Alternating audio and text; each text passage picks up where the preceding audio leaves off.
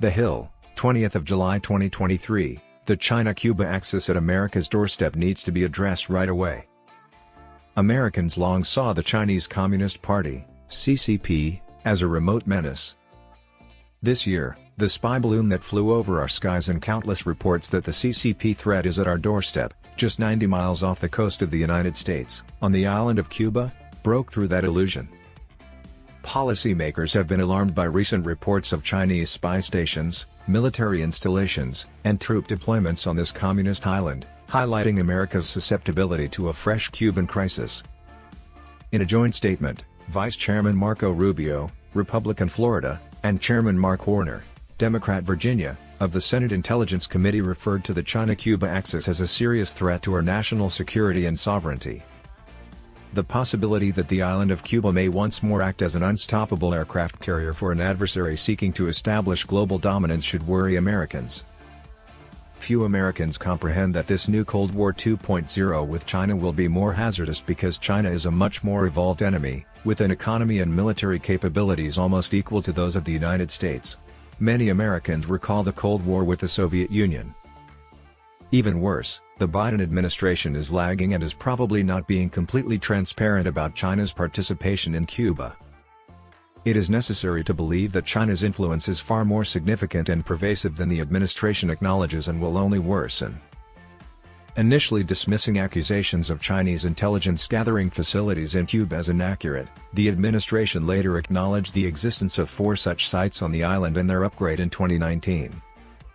The Wall Street Journal stated a few days later that China would establish a military facility and send troops to Cuba.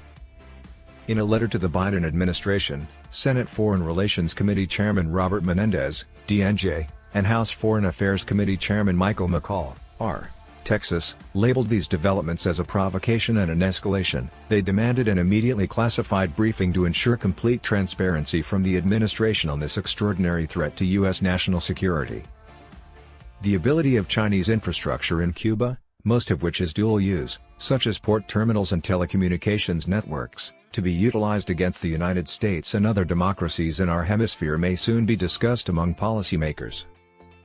Many officials will be concerned about how many shipments of weapons China will smuggle through if we do nothing after learning that they were caught delivering weapons to Cuba a few years ago.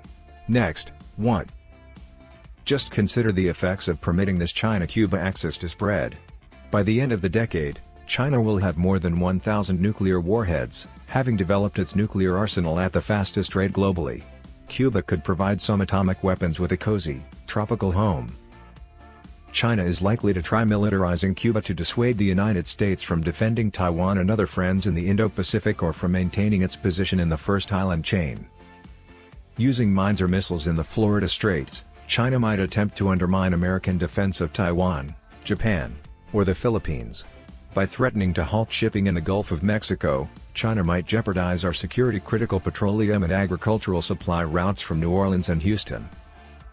China might also use Cuba as a staging area to break communications cables in the Caribbean, cutting off the United States from its neighbors and throwing policymakers off balance like a stun grenade.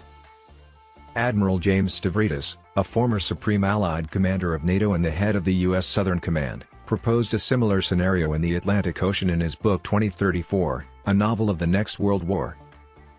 The democracies in our hemisphere would suffer a disaster if the China-Cuba axis were allowed to persist.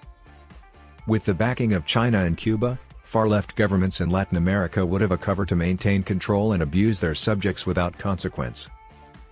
Authoritarianism would quickly spread throughout the hemisphere due to the pink tide movement that appeared in recent years, resulting in migration and economic difficulties on a scale significantly more significant than we see today. Our region's growing threat and instability would significantly limit our ability to exert global influence. The Cuban dictatorship's primary premise is anti-Americanism. Making concessions or engaging with the regime will not separate it from China or change its conduct. View their track record.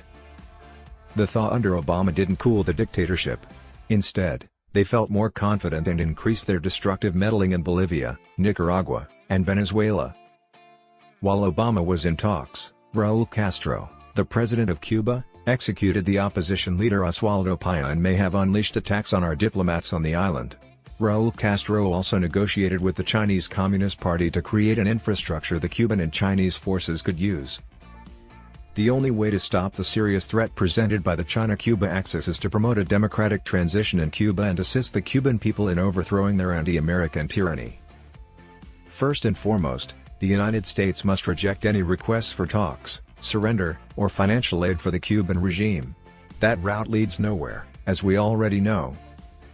Cuba must remain under the embargo, sanctions, and state sponsor of terrorism status imposed by the United States.